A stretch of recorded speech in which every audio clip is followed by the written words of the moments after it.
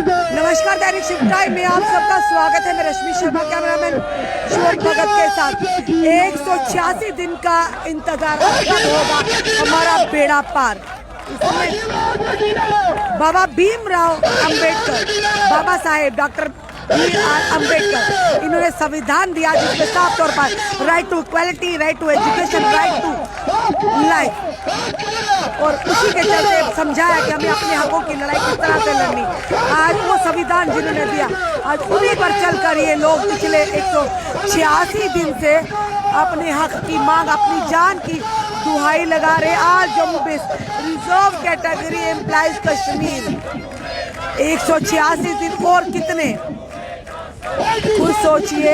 एक छोटी सी comprehensive transfer policy में 186 दिन लग रहे हैं, और खुद सोचिए ये लोग सरकारें बनाने भी जरा भी संकोच नहीं करते योगदान देने में। आज अपनी जिंदगी की इस तरह से 186 दिन से ये लड़ाई लड़ रहे हैं शांतिपूर्वक।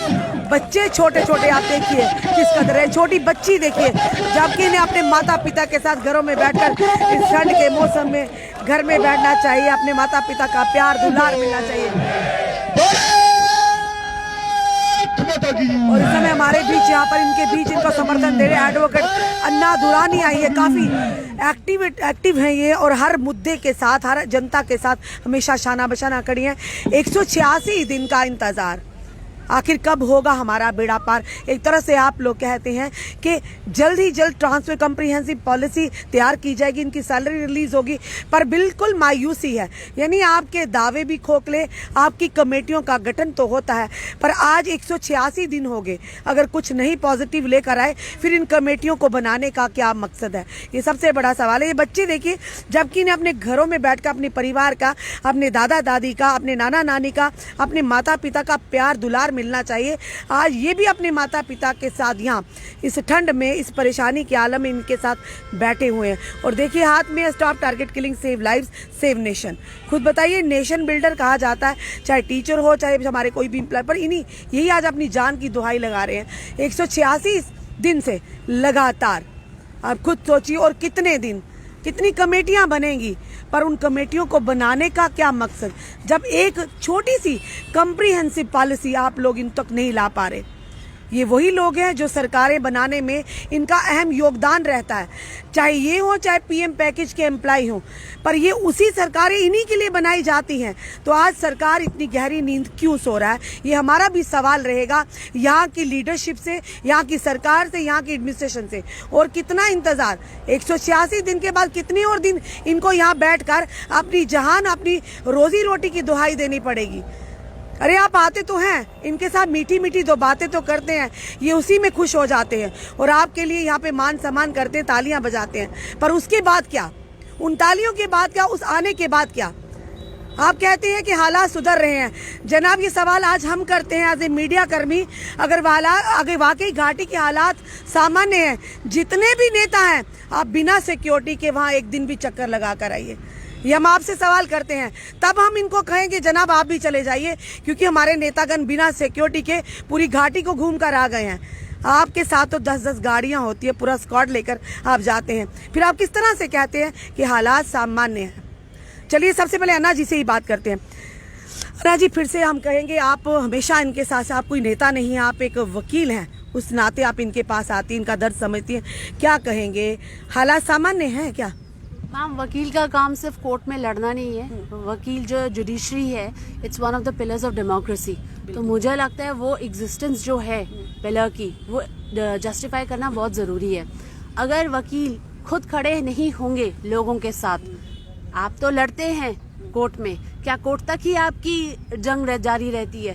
कोर्ट के बाहर कुछ भी नहीं, ऐसा नहीं होता है। It's a 24 hour job, it's not 1 और 2 आवर्स जॉब। आप सुबह कोर्ट में गए, उसके बाद शाम को चैम्बर में गए, बात खत्म हो गई। नहीं, आपको सोसाइटी के बारे में भी समझना है, तभी आप में से ही लोगों को लॉ मेकर्स बनाया जाता है और लॉज बनाए जाते हैं। जब तक आपको सोसाइटी का नहीं पता होगा, आपको ग्रास रूट लेवल पे नहीं पता होगा, जमीन पे बैठ के आप लोगों के साथ नहीं जुड़ेंगे, तब तक आपको क्या पता चलेगा कि लॉज कैसे अमेंड करने हैं या आप अपनी रिप्रेजेंटेशन कैसे आगे दे सकते हैं। दूसरी बात है, आज 186 डे है, इनको ये समझना पड़ेगा गवर्नमेंट को कि 4 सवाल है मैम।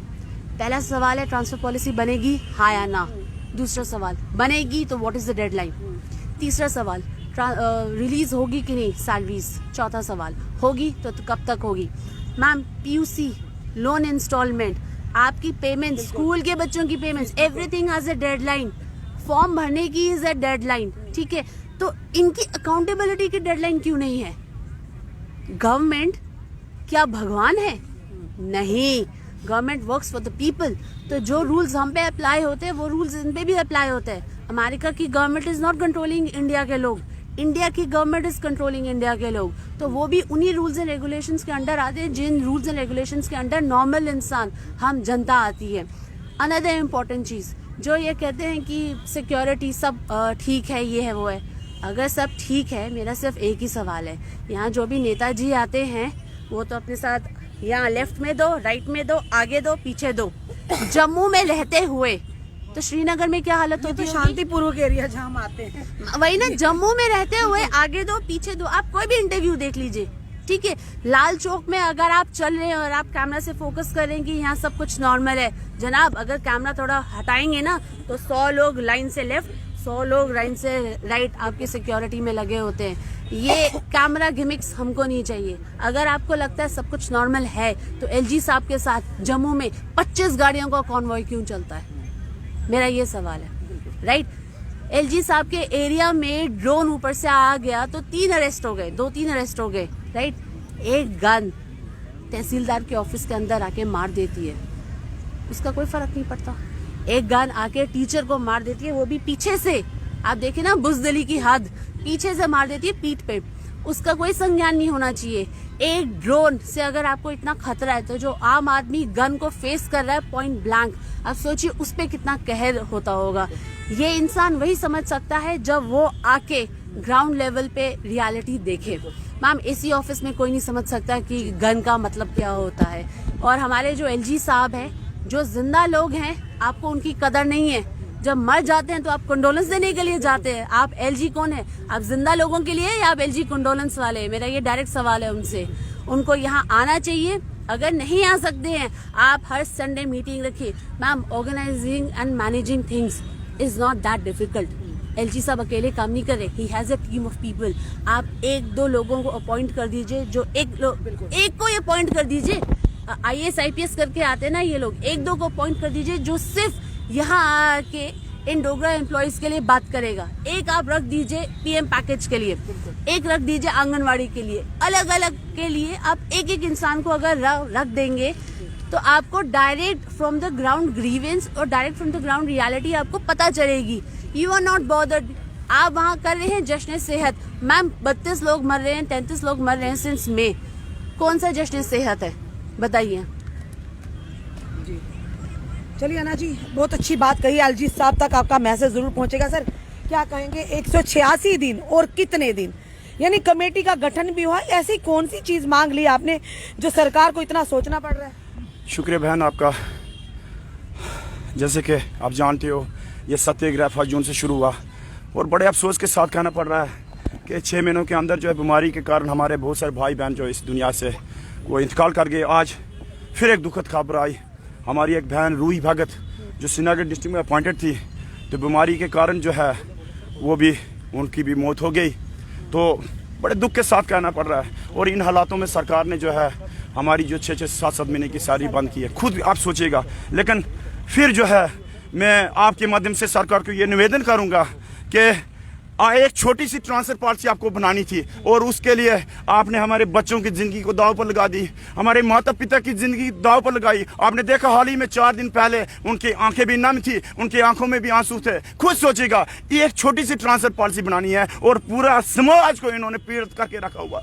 लेकिन फिर भी आपके मदद से ये कहना चाहते हैं कि मेहरबानी करके एक छोटी सी ट्रांसफर पॉलिसी आपको बनानी थी। 4 सीजन निकल गए, 2022 जो है खत्म होने पर आ रहा है। लेकिन फिर भी मैं कंक्रीट क्वेश्चन करूंगा कि मेहरबानी करके अगर आपने 2022 में वादा किया है कि ट्रांसफर पॉलिसी को लागू किया जाएगा, मेहरबानी करके उस ट्रांसफर पॉलिसी को वो उस वादे को निभाइएगा। ट्रांसफर पॉलिसी जो है वो जल्द से जल्द लागू कीजिएगा। आप जो है इतने बड़े बड़े फैसले लेते हो, 370 रातों रात खत्म, 35 से जो है रातों रात खत्म। तो इन मुलाजिम के साथ मेहरबानी करके सियासत नहीं कीजिएगा, राजनीति नहीं कीजिएगा। वक्त आ गया है, जो वादा आपने किया था उसको निभाइएगा। और मैडम जी, बहन जी, मैं आपको बताऊंगा, टाइम बॉन्ड को वादा किया था और उन्हीं के कलम से लिख दिया गया था कि टाइम बॉन्ड पीरियड में आपकी ट्रांसफर पॉलिसी को लागू किया जाएगा। आप खुद सोचेगा, टाइम बॉन्ड करते करते करते करते 6 महीने निकल गए, ये 7वां महीना चल रहा है, 2022 निकल गया, अब 2023 आ रहा है। तो ये देखिए कि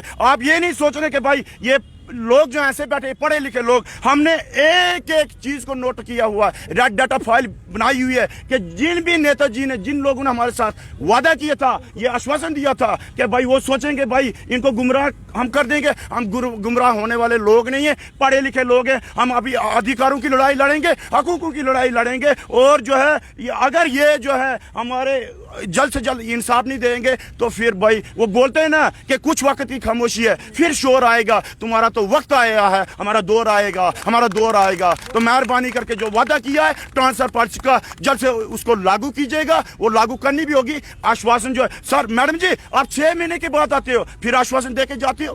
खुद सोचिएगा, इस वक्त जो भी नेता आएगा इस अंबेडकर चौक में पवित्र जगह पर आएगा, मेहरबानी करके वो ट्रांसफर पॉलिसी का तोहफा लेके आइएगा। क्योंकि वादा किया था कि दीपावली 2022 के अवसर पर आपको ट्रांसफर पॉलिसी का तोहफा दिया जाएगा, लेकिन तब से लेकर ट्रांसफर पॉलिसी के तोहफे की तो बात दूर, सहरिज बंदी है लोगों की। ये दोहरा रवैया जो है ना, ये जख्मों पर जो नमक छिड़कने की बात की जा रही है ना, छिड़का जा रहा है ना, भाई हम जानते हैं, मत छिड़केगा, नहीं तो फिर हमारा दौर आएगा, फिर आप लोग रोगे। जी चलिए मैम के पास आते हैं। मैम, जितने भी नेता आते हैं डोगरों का एक विक्टिम कार्ड खेलते हैं, डोगरा डोगरा करके आते हैं, तो आप कहाँ से सारे लोग आए हैं, ये जरूर हमसे जानेंगे। देखिए मैम, हम भी डोगरा ही हैं। शायद जो आते हैं उनको पता नहीं होगा कि हम डोगरा हैं, तो वो हम लोग डोगरे ही हैं। और डोगरे अपनी गुहार लगा रहे हैं। ऐसे तो जैसे हमारे बहुत सारे नेता बोलते हैं, हमने जैसे महाराजा हरि सिंह की हमने छुट्टी करवा दी। देखो जी, अपना हर चीज का वो क्रेडिट लेते हैं, तो हम चाहते हैं ये भी क्रेडिट ले ना। मतलब कि पहले दिन से ही, पहले तो ये था कि पहले इन्होंने बोला कि हाँ जी पॉलिसी आपकी बनेगी, गवर्नर साहब नहीं बोला, बाकी सब क्रेडिट, बाकी चीजों का सारे क्रेडिट लेते हैं। तो हमें आश्वासन दिया जाता है कि आपकी ट्रांसफर पॉलिसी बन जाएगी, लेकिन बनेगी कब? कितने साल लगेंगे? सदियां बीत जाएंगी, कितने साल लगेंगे? 6 महीने तो हो गए, 7वां महीना शुरू है ना, सर्दियां भी आ गई हैं और अब तो धुंध भी पड़ने वाली है। अब ये लोग क्या चाहते हैं, एक आधा यहाँ, अब आपने देखा जैसे हमारे पहले एक साथी दीप कुमार संग्राल, उनका देहांत हो गया। अब आज हमारी रूही मैम का देहांत हो गया। मतलब कि इनके पास कोई दिल है कि नहीं है? बिना सैलरी के काम चल रहा है, ऐसा नहीं होता है। छोटे छोटे बच्चे हैं, ये हमारे अपने हैं, ये हमारे अपने लोग हैं, हम इनका दर्द समझते हैं। देखिए मैम, कहने से अपने नहीं होते, काम जो आदमी करके दिखाता है वो अपना होता है। हम भी किसी का, हम जी आपके अपने हमें कैसे पता आप अपने हो? आप हमारे लिए कुछ, आपने ये नहीं बोलना है कि हम अपने, आप करके दिखाओ, हम बोले आप हमारे अपने हैं, ठीक है ना? आप हमारे लिए कुछ करके दिखाओ, हम यहाँ से बोले भाई आप हमारे अपने हो। आप आते हो अपनी वो बताते हो, हमने ये किया, हमने वो किया, हम भी क्लैपिंग करते हैं। फिर हम सोचते हैं भाई हमारे लिए क्या किया है? 15 सालों से वहाँ बैठे हैं, आज हम मजबूरी हमारी ऐसी है। एक बार यहाँ पर भाजपा के नेता प्रदेश अध्यक्ष भी आ चुके हैं। हाँ जी, आज चेहरों पर उस समय खुशी देखते हैं, वो खुशी चंद ही मिनटों की तो इसलिए तो इस बार हमारी बहनें भावुक होगी, जिनके मतलब इतने बच्चे लेके वो बैठी हैं, वो मजबूर होगी गेट बंद करने के लिए। कोई फीमेल ऐसे नहीं करती है, लेकिन वो मजबूर होगी कि हमारे बच्चों को सोच नहीं रहे हैं, वहाँ हम बच्चे लेके कैसे जाएंगे, कैसे पढ़ाना है वहाँ पे जाके? इनकी समझ ही नहीं आती है। ये मतलब कि हमें इंसान समझते भी है कि नहीं? जहाँ ये ऐसे तमाशा बनाया हमारा, ऐसे नहीं होता है। ये जो जनता ने से सब जानती है, गिव एंड टेक का जमाना आज, ठीक है ना? आप हमारा कोई काम नहीं करेगा, हमने दूसरों का काम क्यों करना है?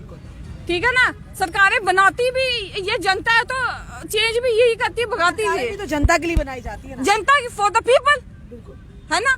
अगर आप लोगों के लिए काम नहीं करोगे तो भाई लोग आपके लिए काम क्यों करेंगे? आपको वोट क्यों देंगे?